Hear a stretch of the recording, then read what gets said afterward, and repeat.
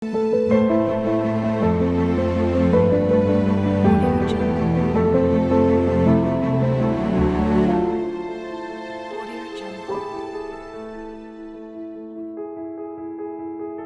पार्थ शरद इंगळे, मी खामगावला राहतो. मला नीटमध्ये 665 मार्क्स आहेत. मी नीटची संपूर्ण प्रिपरेशन काळपांडे सरांच्या मार्गदर्शनाखाली ललित ट्युटोरियल्समध्ये केली. माझ्या ताईने काळपांडे सरांकडे तिचे नीटची प्रिपरेशन केली आणि ती आता JJमध्ये शिकत आहे, JJ हॉस्पिटलमध्ये. तिचा संदर्भ घेऊनच आम्ही काळपांडे सरांकडे ट्युशन लावण्याचा विचार केला. ललित ट्युटोरियल्समधले काळपांडे सर तसेच सर्व फॅकल्टीज पूर्ण मनापासून शिकवतात. त्यांनी शिकवलेलं प्रत्येक टॉपिक पूर्ण क्लिअर होतो आणि नंतर मग रिव्हिजन करताना प्रॉब्लेम येत नाही. तसेच ते डाऊट शेड्यूल पण घेतात, त्यात पण खूप सारं डाऊट्स क्लिअर करता येतात. आणि ललित ट्युटोरियल्सच्या टेस्ट सिरीजमुळे त्या टॉपिकची रेग्युलर प्रॅक्टिस पण होत राहते.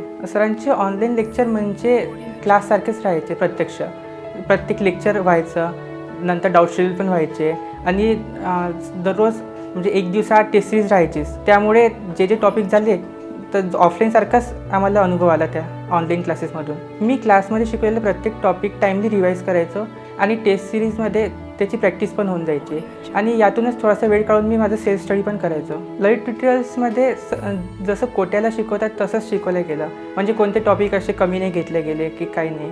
आणि टेस्ट सिरीज तर होतच राहायची, त्यामुळे प्रॅक्टिस पण तशीच व्हायची आणि घराजवळ राहून शिकता येते, त्यामुळे मग एवढ्या दूर जायचे कामच नव्हतं.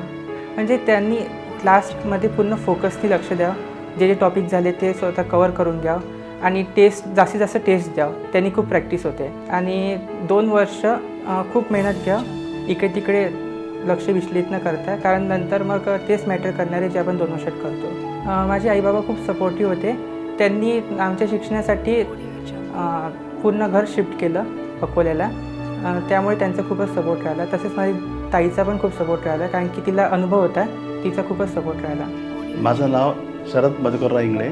मी नगर परिषद खामगाव येथे सहाय्यक शिक्षक म्हणून कार्यरत आहे आणि माझा मुलगा पार्थ शरद इंगळे याला नीट 2021मध्ये 665 स्कोर आलेला आहे आणि त्याला बायोमध्ये आउट ऑफ आहेत 360 पैकी 360 मार्क्स. माझी मुलगी 2 वर्षाआधी सरांकडे होती ललित ट्युटोरियल्समध्ये आणि तिचा नंबर JJला लागलेला आहे.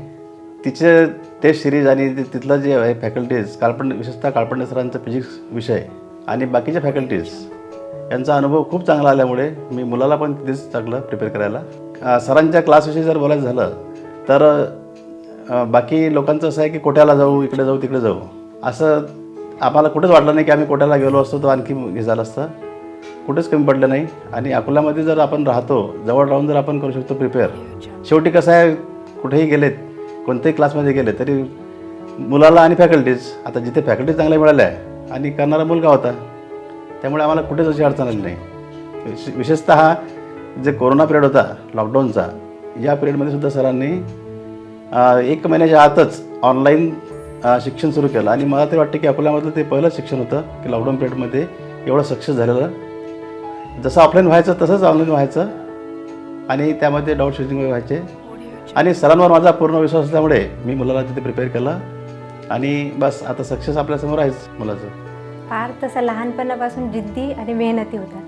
अभ्यासाची खूप आवड होती त्याला लहानपणापासूनच. अभ्यास कर असं कधीच मनावर नाही लागलं. सरांचा टीचिंग स्टाफही खूप मेहनती आणि कष्टाळू होता. लॉकडाऊनमध्येही त्यांनी खूप चांगल्या प्रकारे मार्गदर्शन केले. शैक्षणिक संगोपन करताना पालकाची भूमिका, आईवडिलांची भूमिका विशेषतः खूप महत्त्वाची आहे. काही पालकांचं असं होतं की बा मुलगा 10वीला गेल्यानंतरच आपण प्रिपेअर करतो की बा आता हा अभ्यास कर, एकदम असं न करता जर मुलगा आपला पहिलीपासून आहे, जर आपण त्याला तसं वातावरण दिलं, लक्ष दिलं, तो अभ्यास काय करतो, त्याचे मित्र कोण आहेत, काय आहेत, असं जर आपण पाहिलं तर आपण मुलासोबत जर राहिलो तर आपण त्यांच्या अडचणी वगैरे जाणून घेऊ शकतो, त्यांना काय अडचणी आहेत. आणि आता कसं असते, मुलावर दडपण आणणं चुकीचं आहे.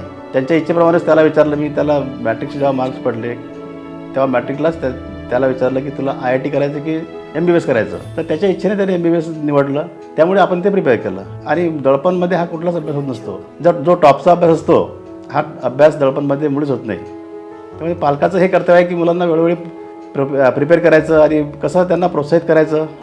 आता बरेचदा असं होते की मुलांना कधी कमी मार्क्स येतात, टेस्टमध्ये एखाद्या कमी मार्क्स येतात, हुशार मुलं असतात, एकदम ते नर्वस होतात. मग अशावेळी कसं आपलं कर्तव्य आहे की त्यांना सांभाळून घ्यायचं, रागवायचं नाही, त्यांना हिंमत द्यायची, त्यांना धीर द्यायचा.